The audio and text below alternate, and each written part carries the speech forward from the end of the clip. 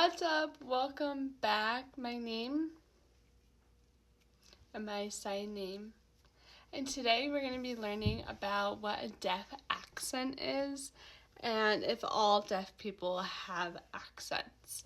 So first, a deaf accent isn't really an accent. It's usually when people who are born deaf grow up and they either have speech therapy or don't aren't involved in speech therapy, and sometimes their main language is American Sign Language. Not all deaf people's main language is ASL, but they're forced to talk, and because they can't hear, it's hard for them to make sounds with their voice because they can't hear, and then that's what you would think of a deaf accent.